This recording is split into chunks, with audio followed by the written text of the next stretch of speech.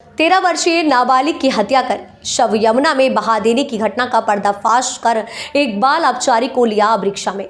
मथुरा में वरिष्ठ पुलिस अधीक्षक के आदेशानुसार जनपद में वांछित अभियुक्त गण के विरुद्ध चलाए जा रहे अभियान के क्रम में प्रभारी निरीक्षक थाना जमुनापार द्वारा दिनांक 8 फरवरी गुरुवार को एक बाल अपचारी को नियमानुसार पुलिस अब रिक्शा में लेकर विधि संबद्ध कार्यवाही की गई है। पुलिस से मिली जानकारी के अनुसार दिनांक 22/12/2023 को धर्मवती पत्नी जगवीर निवासी अयोध्या नगर थाना जमुनापार द्वारा अपनी नाबालिग पुत्री उम्र करीब 13 वर्षीय के गायब हो जाने के संबंध में थाना जमुनापार पर अज्ञात में मुकदमा पंजीकृत कराया गया। दिनांक 2/1/2024 को थाना सदर बाजार क्षेत्र में यमुना नदी में मुकदमा वादिया की पुत्री का शव बरामद हुआ था। उक्त घटना की संवेदनशीलता को दृष्टिगत रखते हुए उच्च अधिकारियों द्वारा तत्काल घटना का अनावरण एवं संलिप्त अपराधियों की गिरफ्तारी हेतु निर्देशित किया गया था।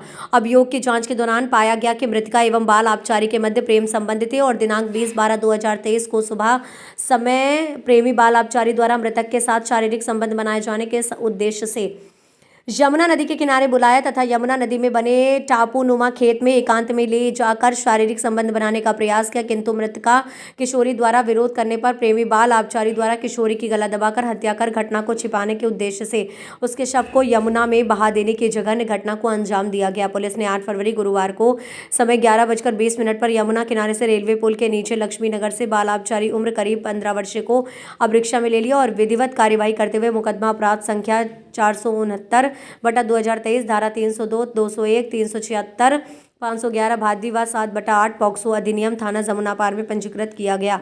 बाल अपचारी की निशानदेही पर मृतका का मोबाइल कीपैड बरामद किया गया।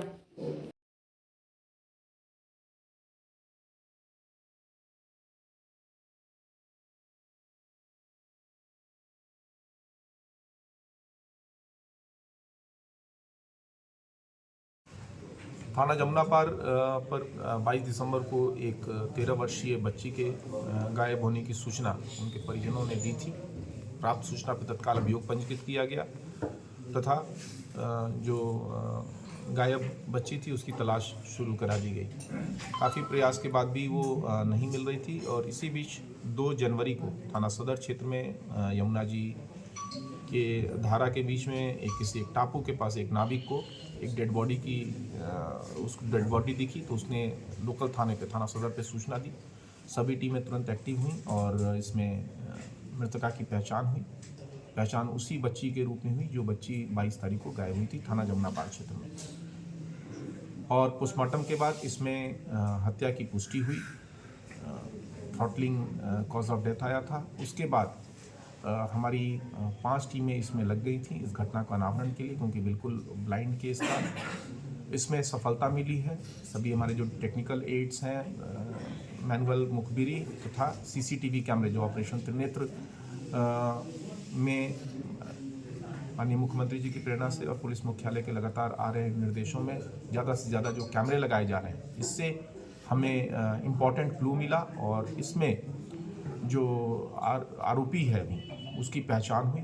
उसी मोहल्ले का एक बालक है जिसकी उम्र लगभग 15 वर्ष है।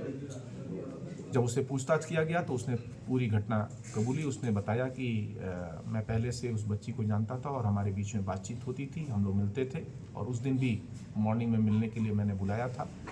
वहाँ पे इस बाल अपचारी द्वारा उससे जो मृतका है उससे संबंध बनाने का प्रयास किया जाने लगा। इसी पे इनमें झगड़ा हुआ और फिर जो ये बाल अपचारी है उसने थ्रॉटलिंग करके उस बच्ची की हत्या कर दी और हत्या करने के बाद शव को पानी में बहा दिया।